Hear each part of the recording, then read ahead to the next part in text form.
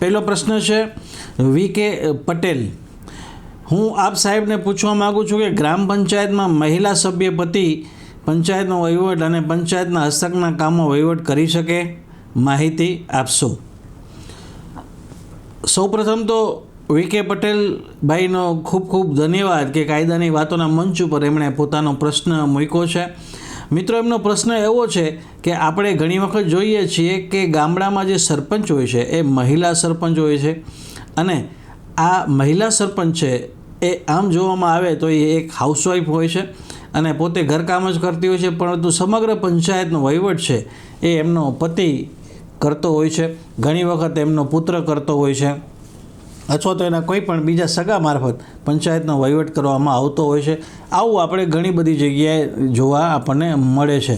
તો એને લગતો આ વી.કે. પટેલભાઈનો પ્રશ્ન છે કે ખરેખર આ છે એ કાયદેસર નથી કાયદેસર, એની માહિતી એમને માગી છે. તો વી.કે. પટેલભાઈ, તમારો પ્રશ્ન છે ખૂબ જ મહત્ત્વનો છે કે ગ્રામ પંચાયતની મહિલા સભ્યના પતિ દ્વારા વહીવટ કરવો કાયદેસર છે કે નહીં. તો કાયદાની ભાષામાં જો આપણે સ્પષ્ટ સમજીએ તો જે કાયદાની જે સ્થિતિ છે, ગ્રામ પંચાયતના ચૂંટાયેલા સભ્ય મહિલા હોય કે પુરુષ, ફક્ત તે વ્યક્તિને જ સત્તા હોય છે તમામ વહીવટ કરવાની. સભ્યના પતિ અથવા તો પરિવારના વ્યક્તિને કોઈ સત્તાવાર હક કે અધિકાર હોતા નથી. બીજું કે પ્રોક્સી સિસ્ટમ ઘણી જગ્યાએ લાગુ પડતી હોય છે.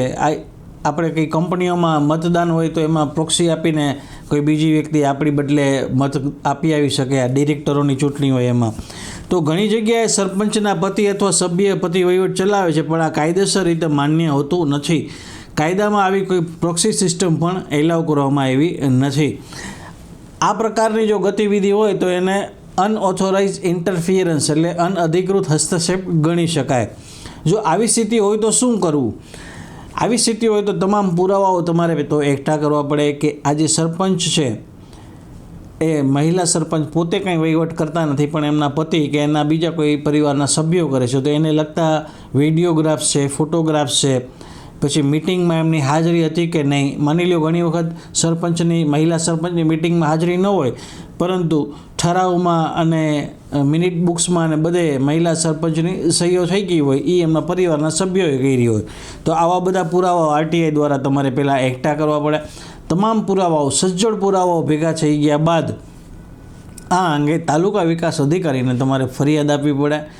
અને જો તાલુકા વિકાસ અધિકારી એમાં કોઈ કાર્યવાહી ન કરે તો તમે ડીડીઓને એટલે કે ડિસ્ટ્રિક્ટ ડેવલપમેન્ટ ઓફિસરને પણ ફરિયાદ આપી શકો છો.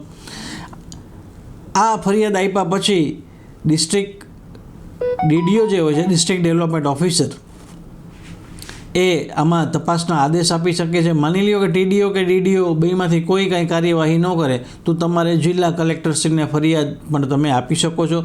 જિલ્લા કલેક્ટર આમાં તપાસના આદેશ આપી શકે છે અને તપાસ બાદ જો તમારા પુરાવાને સમર્થન કરતા બધા બીજા એવિડન્સ પણ મળી આવે અને તમારી વાત છે એ સાચી સાબિત થાય તો આવા સરપંચ છે એને ઘરે બેસવાનો પણ વારો આવી શકે છે. કારણ કે આપણો દેશ છે જે લોકશાહી છે, એમાં લોકશાહી પદ્ધતિથી જે ચૂંટાય છે એને જ એ સત્તા વાપરવાનો અધિકાર છે, એના કોઈ પરિવારના સભ્યોને હોતો નથી.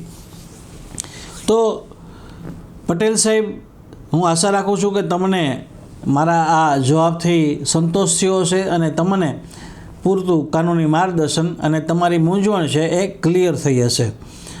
તમને જો આ વિડીયોના માધ્યમથી તમારી મૂંઝવણ કે તમારા પ્રશ્નનું સોલ્યુશન મળ્યું હોય, તમને કંઈક મદદ મળી હોય એવું તમને ફીલ થતું હોય, એવું તમને લાગતું હોય, તો આ વિડીયોને તમારા ગ્રુપમાં જરૂરથી શેર કરજો, જેથી કરીને બીજા લોકોને પણ આવા કોઈ પ્રશ્ન હોય તો એને આ વિડીયોના માધ્યમથી કાનૂની માહિતી કે માર્ગદર્શન મળી રહે. પટેલભાઈ, બીજું કે તમે હજી સુધી જો આ મારી ચેનલ અથવા તો મારી પ્રોફાઇલને ફોલો ન કરતા હોય તો ફોલો જરૂર કરજો.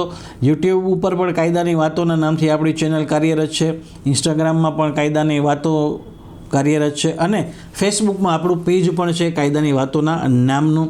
આ તમામ જગ્યાએ સબસ્ક્રાઈબ અને ફોલો જરૂર કરજો, જેથી કરીને સમયાંતરે તમને કાનૂની માહિતી મળતી રહે.